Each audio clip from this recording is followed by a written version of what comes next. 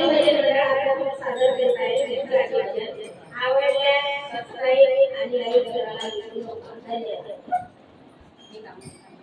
घोडं काही असं निघणार आहे त्यातून बोलणं ए घोडं का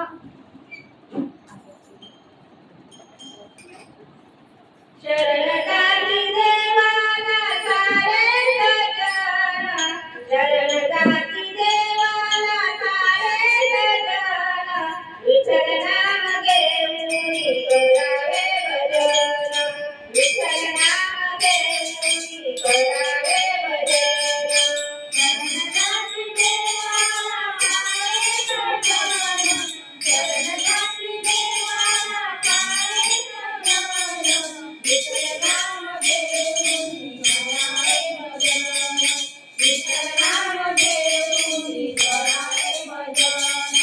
शरणदासी देवाला सारे सजना, शरणदासी देवाला सारे सजना, विठ्ठल नाम घेऊन करावे भजन, विठ्ठल नाम घेऊन करावे भजन. शरणदासी देवाला सारे सजना, शरणदासी देवाला सारे सजना, विठ्ठल नाम घेऊन करावे भजन, विठ्ठल नाम घेऊन करावे भजन, विठ्ठल नाम घेऊन करावे भजन. हरिनाम रे आदिनाथ नागराज, हरिनाम रे आदिनाथ नागराज, काठी बळसाया हरिनाथ नागराज, काठी बळसाया हरिनाथ नागराज.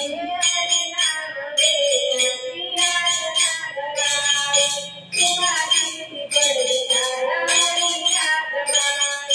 सदा संतवाणीचे करावे नमन, सदा संतवाणीचे करावे नमन, विठ्ठल नाम घेऊन करावे भजन, विठ्ठल नाम घेऊन करावे भजन, विठ्ठल नाम घेऊन करावे भजन. शरणदासी देवाला सारे सजना, शरणदासी देवाला सारे सजना, विठ्ठल नाम घेऊन करावे भजन, विठ्ठल नाम घेऊन करावे भजन, विठ्ठल नाम घेऊन करावे भजन.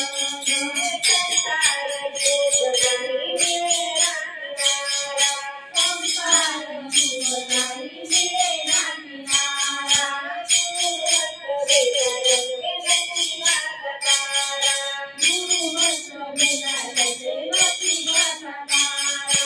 संसार सुख नाही मिळेना किनारा, गुरुवस्त्र वेला रंगे नशिबाचा तारा. जगी निंदकाची निंदना करावी, जगी निंदकाची निंदना करावी, विठ्ठल नाम घेऊन करावे भजन, विठ्ठल नाम घेऊन करावे भजन, विठ्ठल नाम घेऊन करावे भजन. शरणदासी देवाला सारे सजना, शरणदासी देवाला सारे सजना, विठ्ठल नाम घेऊन करावे भजन, विठ्ठल नाम घेऊन करावे भजन, विठ्ठल नाम घेऊन करावे भजन.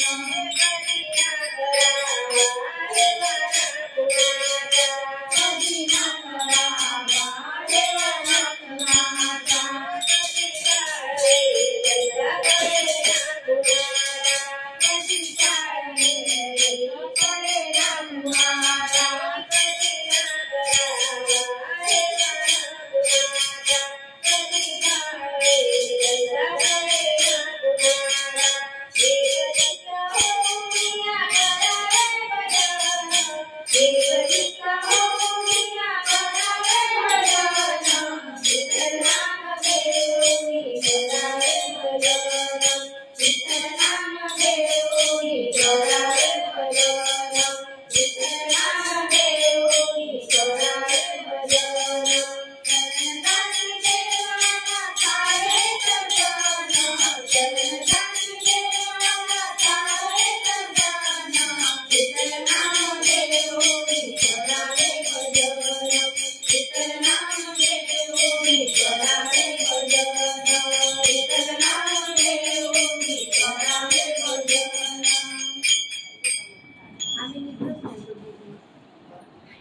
एक असून जाते काही नाही पाहिजे